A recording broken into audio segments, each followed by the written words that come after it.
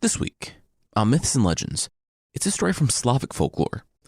You'll see that being locked in a room with all-you-can-eat cake might not be all good, especially if your companion is a guy who's rubbing his beard on everything.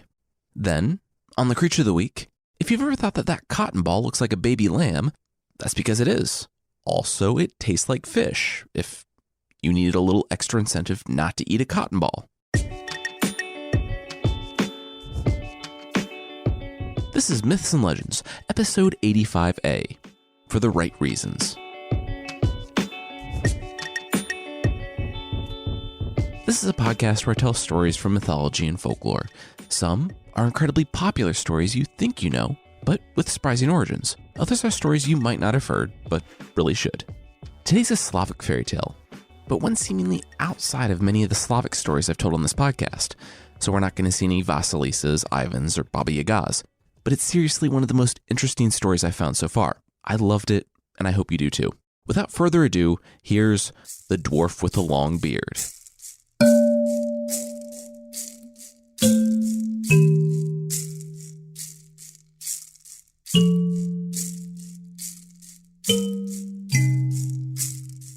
Two brothers, a giant and a dwarf, sat feeding a small fire.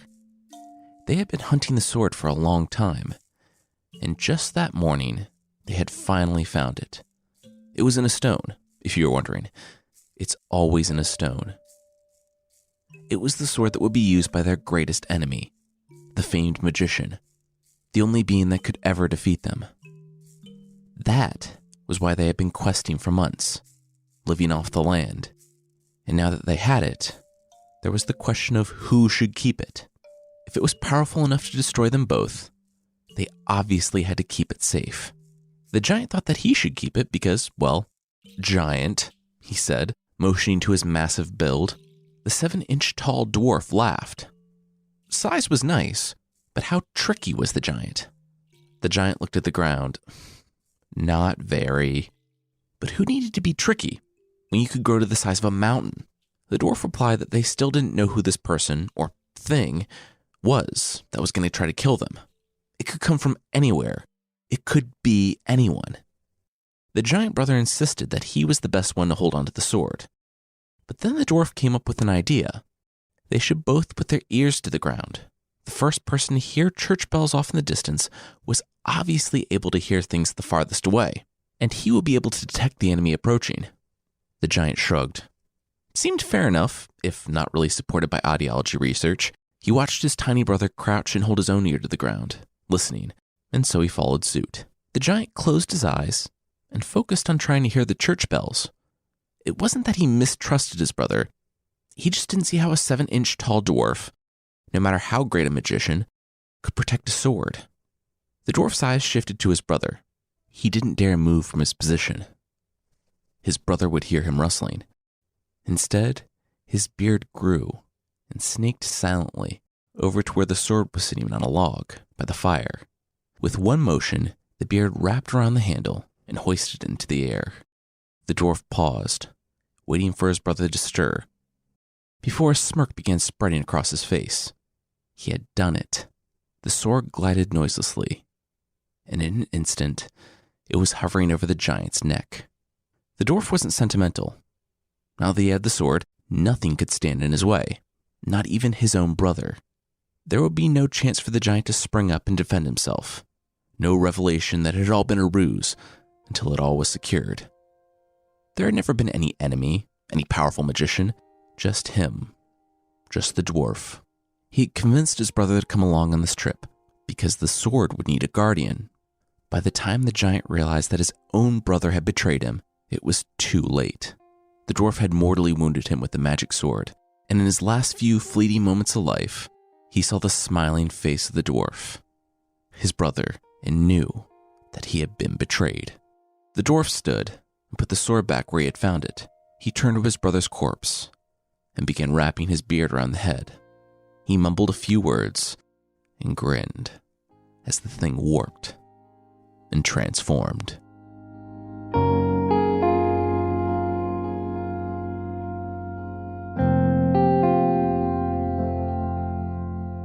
Decades later, The prince and princess were getting married. It had been a long season with many potential suitors, but Princess Pieknatka, who I'm just going to call Princess P from now on, had given Prince Dobrotek the final rose, and they were to be married that night. He was a prince and heir to a kingdom himself, and the parents liked each other, and things were going really well. For once, the process worked. The prince and princess were a perfect match. The other guys left amicably, disappointed and teary-eyed, remarking in their last carriage interviews about how she had made a huge mistake, sure, but they would move on.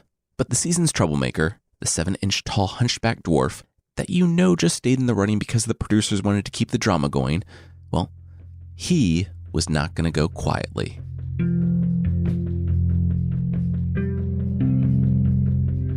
Someone was shaking Prince Dobrotek.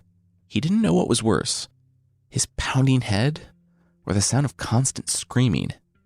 He cracked an eyelid to see what was left of the carriage. Their carriage, smashed around him. The people, some who had been flung over rooftops, were strewn about the square. He looked at the dust and remembered. They'd been riding through the city in a parade to celebrate their wedding. They'd stopped outside a church when they heard the screams. The nearly wed spun around the sea a tornado. In the city, it was flinging people everywhere, but there wasn't any mistaking where it was headed. It was coming right for them. Prince Dobrotek stepped in front of the carriage, and in front of his fiancée, in a brave but useless attempt to protect her from the twister, it annihilated the carriages in front of them and flung the prince hard against the stone wall of the church. When he regained consciousness minutes later, he learned that the tornado had disappeared the moment it had reached the church, and that it had taken the princess with it.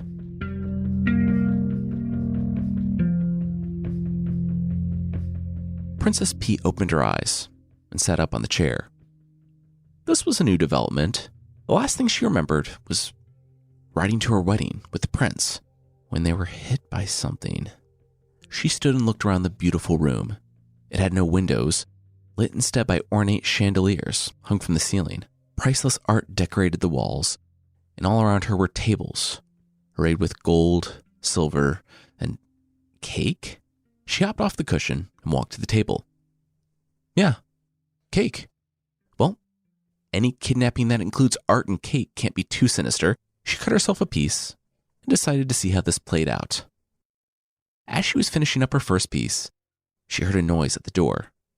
"Oh, it's you," she said, glancing up to the man being carried in. The 7-inch tall dwarf, one of her suitors who didn't take losing out to Prince Dobrotek in stride, was being carried in on a tiny chair by 4 burly slaves. Remember how on one of our dates I was all like, I have this super fancy chamber where I keep women? Well, this is that chamber, he announced proudly, motioning to the art, chandeliers, and cake. The princess shrugged. She remarked how it was nice, but it hadn't worked out before. She just wasn't into guys with beards, and also the type that would kidnap her.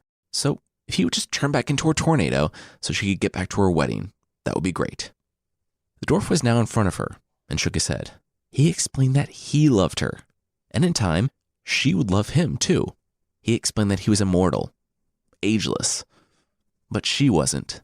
She could stay here in this room for the rest of her life, no matter how long or how short that ended up being. Or she could love him, and they could travel the world together as man and wife. But he warned, even if it took decades, she would end up loving him. They always did. As he talked, he descended from his chair, his beard growing and snaking up Princess P's body until he found her head. The beard pulled her closer for a kiss with the dwarf, but she resisted and slapped him across the face.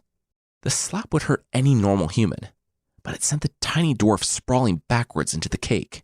His servant scrambled to help him, dropping the tiny chair to the ground where it shattered to pieces. He stood, rage welling within every muscle, with fists shaking and teeth clenched. He snarled at the princess and yelled that that was enough. With his command, the room shook. The ground shook. The candles and fire went out from all around the room, and everyone and everything was thrown back a few feet from the dwarf, now standing on the table. He could see the princess, pressed back into her chair by the force of it all, looking at him in terror. His face softened as he looked all around. The candles and fires ignited back to life.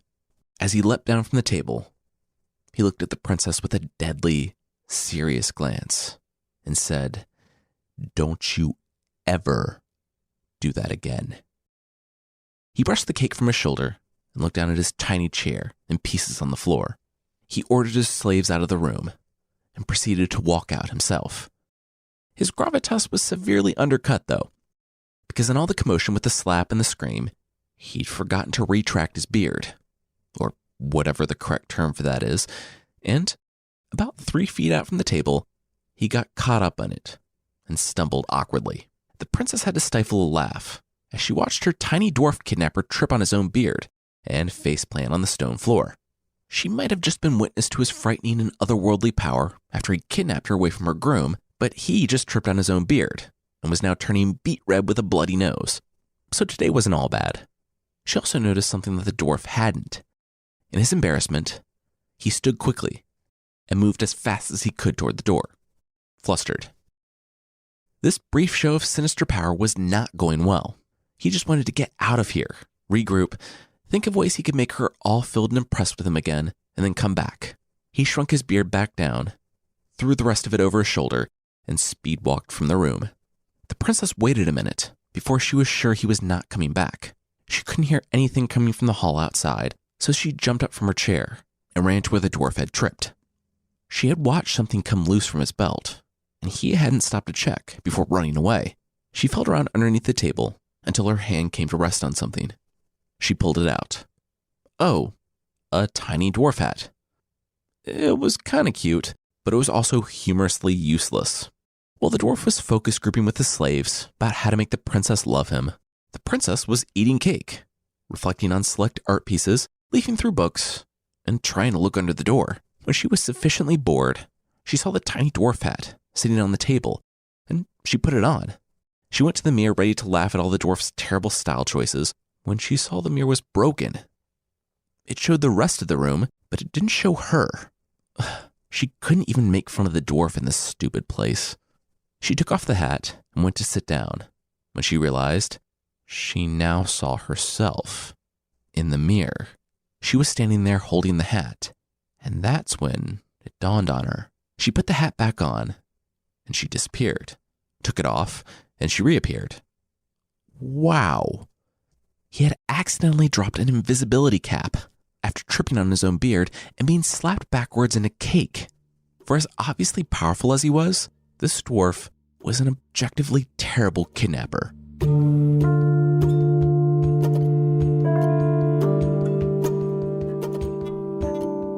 This was not Prince Dobrotek's day. First, his fiancée had been abducted right outside the church where they were going to get married. Then, her dad went full medieval king on him, saying that if he didn't find her, Prince Dobrotek could expect to watch his own head roll on the ground, and for the princess's father to crush Dobrotek's kingdom. Finally, the king had another idea. Nearly all the princes were in the city after trying to court his daughter. She had gotten to pick her own husband, and that was a huge mistake. The king decreed that whichever suitor brought her back would be her husband and immediately gain half of his kingdom. The suitors sneered at Dobrotek as they rushed to get everything ready. They had all been so jealous. But now, he was nothing, worse than nothing. If he didn't bring her back, he wouldn't only lose the princess, but his head.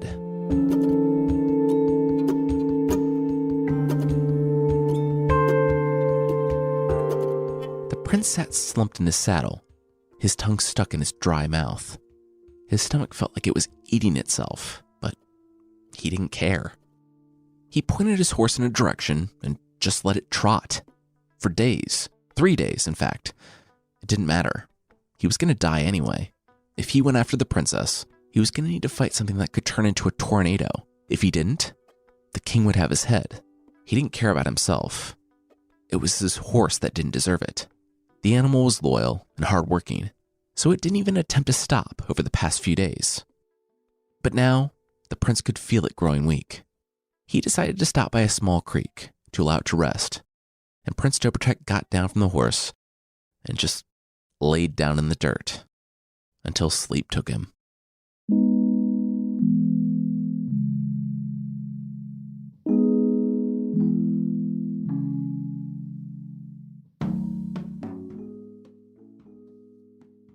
we'll see the prince wake up to a really terrifying alarm clock, and we'll return to Princess P and the invisibility cap. But that will be right after this. All right, now back to the show.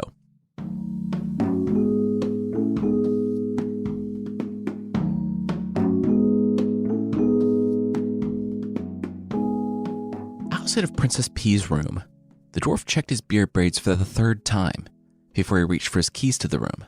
He'd been practicing his menacing lines with the slaves all day, and he thought he finally settled on something that was imposing but impressive. He looked in the mirror by the door, gave himself a "I look good and I know it" glance, and ordered his slave to unlock the door. He eschewed the throne this time, and instead stood like a king atop a moving platform that the slaves carried on their shoulders. He cast a stern glance around the room, landing on the chair where she had been sitting the last time, but didn't see her there. He maintained his same level of gravitas as he looked at the bed. Nope, not there either. His furrowed brow swept over the table and... Wait, seriously? Okay, where was she? He gave his slaves the signal to lower him to the ground, and soon he was walking across the room, yelling out that, after kidnapping countless young women, she was the first one to try to hide in a prison room. He was 7 inches tall and could look absolutely everywhere, and there was only one way in or out, and they were watching the door, so congrats. She's stupid. He looked behind all the curtains, under the bed, and even had a slave race him up the chimney. He was perplexed. There was no way she could get out of this room with the door closed, and then a chill ran up his spine. What if she didn't leave? His hand went to his belt. His hat was gone. He turned to the man at the door and got his attention. As the man stepped forward, clearing the doorway, the dwarf screamed as he saw the tapestry by the door move. Anyone could have mistaken it for the wind if they weren't in his sealed prison room. He screamed for his slaves to come to him and hurry. She had escaped. Princess P was grateful that he had realized she was wearing the invisibility cap. Him inadvertently calling the slave had given her just enough time to slip behind the man and run out into the hallway to freedom. The only problem? She had been taken to this place while she was unconscious. She had no idea how to get out of the labyrinth of hallways. She tried to stick to the carpeted sections to muffle her footsteps. But when she heard shouting behind her, and then all around her, telling slaves and soldiers to raise the alarm and close the gates, she knew she had to find a way out of there quickly. She made it outside of the castle through one of the last open doors, windows. No one had really thought of the kitchen until the rest of the castle was sealed, and she dove out the second-story window and rolled down the sloping roof until she hit the ground hard. She stood, made sure the hat was on her head, and checked herself. Nothing was broken, only bruised. She stood and ran for the gate. The courtyard was full of people rushing around and trying to seal everything off, that no one heard her panting and running at a full sprint to make it before the drawbridge was up. She didn't care what was in the moat, or if they were on a cliff, and she ended up craning to her death. She wasn't going to be a captive. She saw the drawbridge that was starting to rise, and she ran as fast as she could. She slipped past the people at the gate when it was a quarter of the way up, and started climbing it when it was halfway. It was then that she knew she wouldn't make it. She kept trying, though, and her fingernails were bloody, clawing at the wood, trying to climb, but she couldn't do it. It was like trying to climb a flat wall. She slid back down to the ground and rolled under the portcullis as it slammed down. She slipped back past the people by the wall and looked around. No doubt every external door and window of the massive castle had been shut up at this point, and there would likely be slaves positioned by the openings in the wall. She was trapped. Granted, she was invisible and just needed to bide her time for a chance to escape, but she was trapped nonetheless. She walked over, past the slaves running to and fro, to shore up every possible escape, and grabbed a couple of peaches from the tree. It wasn't all-you-could-eat cake, but that, and the other food in the garden, would keep her alive. She saw the dwarf being carried by his slaves as he talked to the people at the gate. She could hear that they were assuring him that they'd put the gate up as soon as they heard. The portcullis, too. They had no doubt that she was still within the walls, if not still trapped in the castle. Then the princess smiled. The doorway into the castle was blocked by slaves on either side, so the princess lined herself up with the opening, got about 5 feet from the dwarf, standing like a general atop his platform, and the princess threw the peach. If it had been any farther away, the dwarf might have been able to block it, or at least have his beard form kind of a protective barrier Groot style and shield him from most of the impact. As it stood, though, he could only have a vague awareness of the pain that was coming his way before the peach hit him. It was basically point blank and sent him sprawling toward the ground. It would be painful to have someone fling a peach at us as hard as they could. Chris and I had a long discussion about this. I said it would be like being hit by a juicy truck, and she said it would be like having the Kool-Aid Man burst through a wall right next to you. Regardless, at 7 inches tall, having a ripe, full peach flung at you would be devastatingly painful. And it was. It hit him square in the torso and crushed all of his tiny bones. He dropped to the ground and laid there dying. For about 5 seconds, the slaves and soldiers watched as he whispered a few words and his legs returned to their right orientation, and all the bones that were jutting out of his skin stopped doing that. He stood and made a little stairway out of his beard, walking up to the platform and picking pieces of peach from his coat, while yelling to his slaves and soldiers, who were desperately trying to hide their snickering. But the princess was already gone. As soon as she threw the peach, she bolted to another part of the castle to huddle in a corner, stifling her own laughter as she did.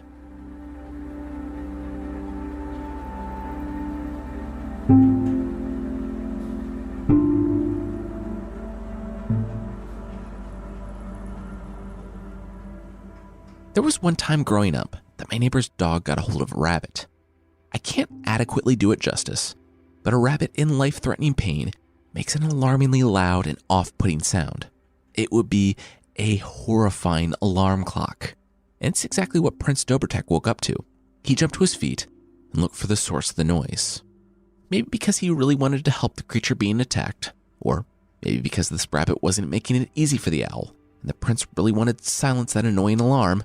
But the prince picked up an object from the ground, stumbled over to the owl, and bludgeoned it to death with one strike. He sat down by a bush, and the rabbit came out, licked his hands in thanks, and then hopped away. He sat there for a moment or two, maybe wondering what owl tastes like, when he looked down to his right hand, to the object he had picked up to kill the owl. The fact that it was a human skull would have alarmed him, if it wasn't immediately overshadowed by the fact that the skull started talking to him. The prince screamed and dropped the skull, but that didn't stop the thing from thanking him for using the skull to kill an owl. That was the nicest thing anyone had done for him in 750 years. Prince Dobrotek paused. There was some backstory here he was missing. The skull told him that he had no idea. The skull said that he had once belonged to a man who had taken his own life, and the punishment in this situation was for him to exist as a skull until he was able to save the life of one of God's creatures, which kind of feels like an unfair stipulation because, I don't know if you know this, it's really hard to do anything when you're just a sentient skull. Anyway, the prince had saved him by using him to save the life of the poor rabbit. What about the owl? The prince said, still trying to get up to speed on this strange turn of events. In saving one animal, didn't we kill another one of God's creatures? Yeah, let's not worry about that, the skull said. Apparently God has something against owls, because the rabbit counted. I'm set free. Anyway, being a magical talking skull that has rolled over the earth for nearly 1,000 years, you learn a thing or two. Like how to summon the fastest horse in the world with only a poem. Prince Dobrotek, by this point, was fairly certain he was hallucinating from days without food and water, and humored the skull by listening to the poem. It went like this. Dappled horse with mane of gold, horse of wonder, come to me. Walk not the earth, for I am told, you fly like birds over the sea. After he was finished, the skull asked for one last kindness, to be buried. Prince dug a small hole and dropped the skull in. After he covered it with dirt and said the prayers, he saw a small blue flame rise from the hole and shoot off toward heaven. The man's soul had been set free. After he had completed the burial, the prince saw that the owl was already starting to attract flies, so he returned to his spot by his sleeping horse and went back to sleep. When Prince Dobrotek awoke, he saw that his horse was not sleeping. He had worked the horse too hard, and now it was dead. It didn't matter. Not to Dobrotek. Fully immersed in self-pity, he thought that he'd be dead soon too. The best thing he could do was wander out into the wastes and hope he would just collapse. Better than waiting for the king to shame him and take his head, or worse, watching another prince come back with the princess and have to watch the love of his life marry another man. The thought of the princess brought a fresh pain. He decided that he would crawl into a hole so dark that no one would ever learn what became of him. He would never give them the satisfaction. As his feet dragged on the ground, he thought of what the skull had said. A talking skull.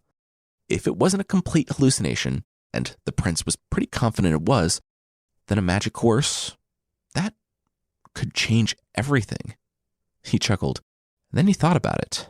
In his extremely exhausted state, it kind of wasn't so crazy to think about a magic horse coming across the plains when called.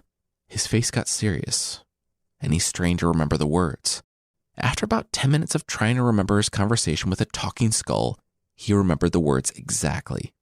Dappled horse with mane of gold, horse of wonder, come to me, walk not the earth, for I am told you fly like birds over land and sea.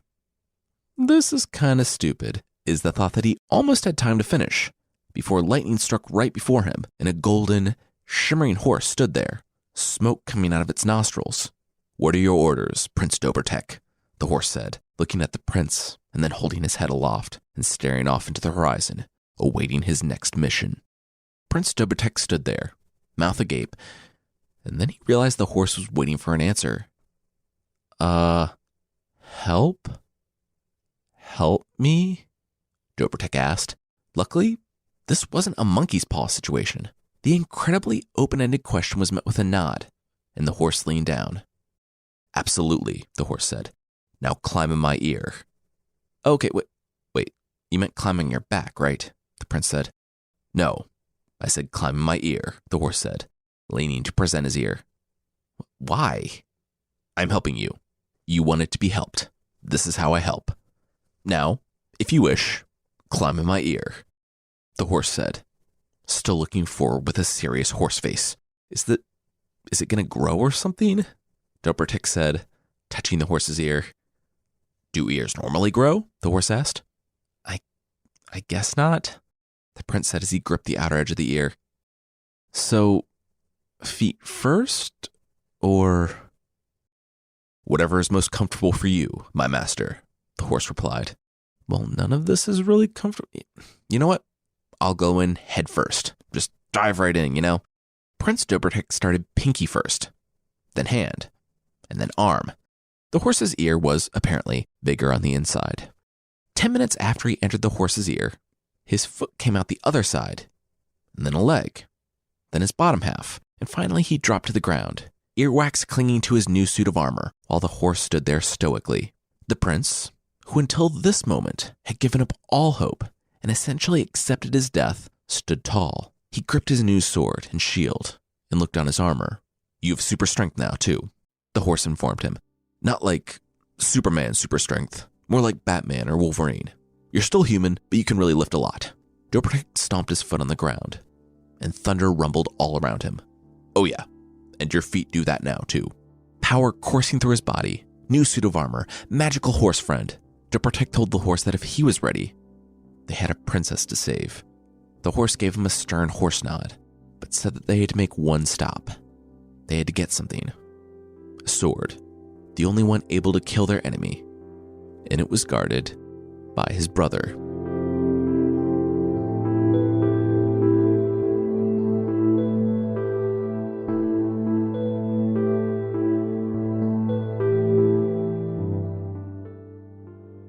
Next week, Dobrotek will ride for the giant to confront all that family drama, and Princess P will continue messing with the dwarf. Oh, and also, the bit about the neighbor's rabbit earlier on, don't worry. The rabbit got away. We were able to get the dog away from him. If you were worried about what happened to a rabbit 20 years ago. Hey, so there's a new episode of Fictional out this week. It's our other podcast where we adapt stories from classic lit. In the episode that just came out yesterday, we started the story of The Time Machine by H.G. Wells. To check it out, just go to fictional.fm or search for Fictional wherever you get your podcasts. The creature this time is the Barometz, or the vegetable lamb. It's a legendary creature from Central Asia. The vegetable lamb is exactly like it sounds. It's a lamb. That's also a vegetable. As we all know, certain trees don't grow fruit, but animals, and the vegetable lamb is one such example of that.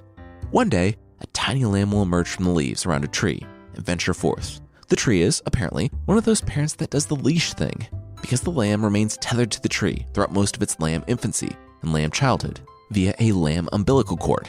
It will eat up the surrounding grass until the day comes where the area around the tree is clear.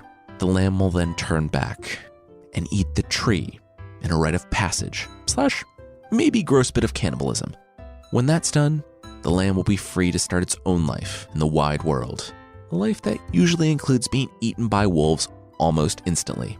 If you think the vegetable lamb is a nice loophole, so you can eat meat but still get vegetables, you should know that the lamb's meat tastes exactly like fish, and its blood tastes like honey. This creature has exactly the origin story you would think. People traveling from Europe to Central Asia saw a cotton-like plant and assumed that, since it made little white puffy things that kind of looked like sheep's wool, then these must be little baby sheep that just hadn't matured yet.